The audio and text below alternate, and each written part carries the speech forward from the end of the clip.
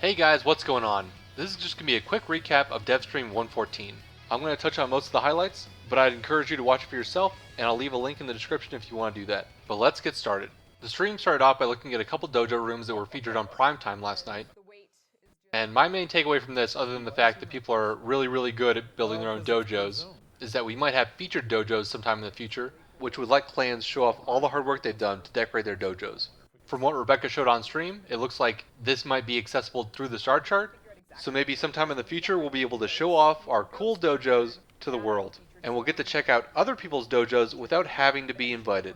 And on top of featured dojos, they also showed off some decorations that are going to be coming soon, which include grass, rocks, some trees, like this is a version of the sacrifice tree. So if you're big into customizing your dojo, this will just give you more stuff to do. After that, Steve showed off some of the reworks for the Gas City tiles, which are basically the Jupiter tiles. And it looks kind of like Cloud City from Star Wars. It's cool that they're going back and looking at some of the old tiles, and it really seems like they're making thematic improvements to what are basically pretty plain maps. Like the Gas City's actually going to have a good amount of gas in it now. And it also seems that they're going to add more functionality for zip lines and things like that, which I'm excited about, especially with these big open areas that Rebecca was showing off. I hope that we see more of this in the future. And one of the tiles was like a giant cylindrical room, which could be cool to find on multiple different levels, so I'm hoping that they have more stuff like this in the finished product. They also showed off an animal that's going to be in the new Venus zone, and they mentioned there's going to be multiple different versions of the same animal, so we'll get like a male, a female, kids, and they also hinted at special rare ones that could pop up, which sounds kind of cool. Maybe we'll get some like shiny Pokemon or something.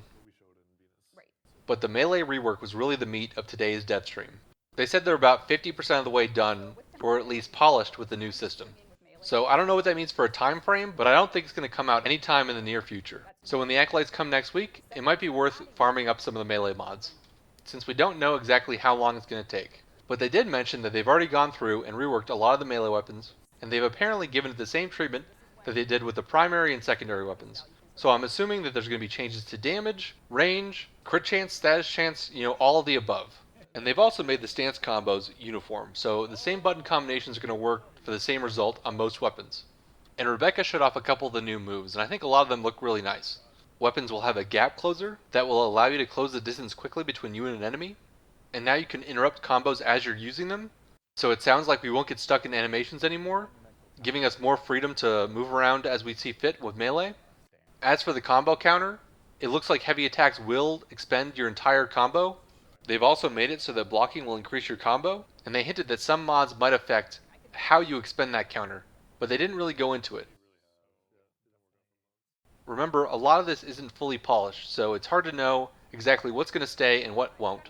And as for the heavy attacks, it looks like most of them are big AoE attacks that can damage multiple enemies at once. So hopefully it'll be worthwhile to expend our combo counter for the extra damage and range that the heavy attacks give us. There's also going to be a new aerial system, so now we can continue to attack while in the air, where before it was basically just using the slam attack, which you can still do in both a light and heavy attack form. But hopefully this will give us a little more functionality in the air, which is nice. And they also mentioned something they're testing with the new channeling system, and that's building up channeling energy and then releasing it, kind of like they mentioned the most recent God of War game, where you're able to build up rage as you kill things, and then enter like a rage mode that increases your damage and maybe gives you different combos as well. But they emphasize that this is very early testing, so they're not sure how this is going to work out yet.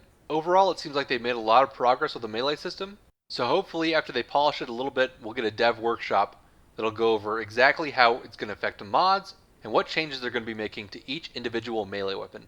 Because we're still pretty much in the dark about that, and it'd be nice to know what we should be looking for or expecting in the future.